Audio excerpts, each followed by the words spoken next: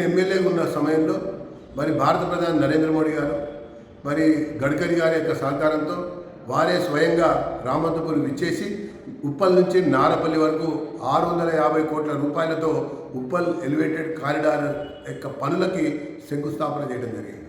ఆ ప్రకారంగా ఆ యొక్క ప్రాజెక్టు మరి 3 సంవత్సరాల్లో పూర్తి కావాల్సినటువంటి ఒక తరుణంలో అప్పటి బీఆర్ఎస్ ప్రభుత్వం సహాయ నిరాకరణ చేసింది. జిహెచ్ఎంసీ ఒక స్తంభాన్ని, ఒక లైట్ని, మరి ఒక సివర్ లైన్ని మార్చడానికి 6 సంవత్సరాలు తీసుకుని కాలయాపన చేసింది. ఆ తర్వాత వచ్చినటువంటి కాంగ్రెస్ ప్రభుత్వం కూడా ఈ ప్రాజెక్టు పూర్తి అయ్యేటువంటి విషయంలో అనేక రకాలుగా అలసత్వానికి, నిర్లక్ష్యానికి, మరి కాలయాపనకి ఆ వ్యవహారం చేసినటువంటి విషయం కూడా అందరూ ఇంకా మర్చిపోలేదని చెప్పని నేను పేర్కొంటున్నాను.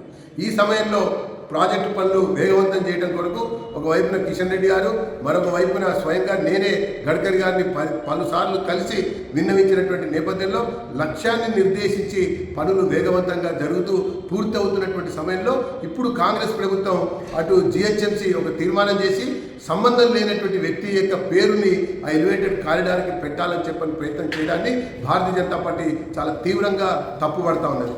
రూపాయి వెచ్చించినటువంటి ఏ రకంగా కూడా సహకరించినటువంటి ఈ బీఆర్ఎస్, ఈ కాంగ్రెస్ ప్రభుత్వం ఇప్పుడు కేంద్రం యొక్క నిధులతో నిర్మాణం అవుతున్నటువంటి ఆ ఉప్పల్ ఎలివేటెడ్ కారిడార్కి కాంగ్రెస్ పార్టీ నాయకుడు పేరు పెట్టాలని ఆలోచించడాన్ని తీవ్రంగా తప్పుపడుతున్నాం. అసలు జాతీయ రహదారులకు సంబంధించినటువంటి ప్రాజెక్టుల యొక్క నిర్మాణం సంబంధించినటువంటి వ్యవహారం విషయంలో పేర్లు పెట్టే అధికారం ఈ రాష్ట్ర ప్రభుత్వానికి లేదు, ఈ కాంగ్రెస్ ప్రభుత్వానికి అంతకంటే కూడా లేదని చెప్పని ఈ సందర్భంగా హెచ్చరిస్తూ, సంబంధం లేని వ్యక్తి యొక్క పేరు పెడతామంటే భారతీయ జనతా పార్టీ చూస్తూ సహిస్తూ ఊరుకోదని చెప్పని హెచ్చరిస్తూ, ఖచ్చితంగా ఆ ఉప్పల్ ఎలివేటెడ్ కారిడార్కి అటల్ బిహారీ వాజ్పేయి గారి యొక్క పేరు పెట్టాలని, దివంగత ప్రధానమంత్రి పేరు ఆ యొక్క ఎలివేటెడ్ కారిడార్కి పెట్టాలని చెప్పని మేము డిమాండ్ చేస్తున్నాం. మరి ప్రభుత్వాన్ని కూడా ఆ రకంగా నిర్ణయం తీసుకోవాలని చెప్పని కూడా గడ్కరీ గారిని కూడా త్వరలోనే కలవబోతున్నాం అనే విషయాన్ని తెలియజేస్తూ, ఇప్పటికే ఈ రాష్ట్ర ప్రభుత్వం జారీ చేసినటువంటి సర్క్యులరు, జీవోని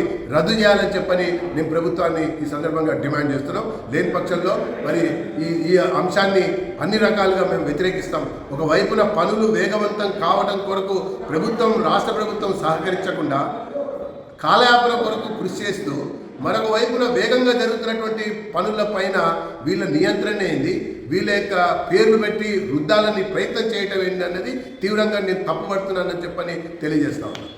స్టాప్.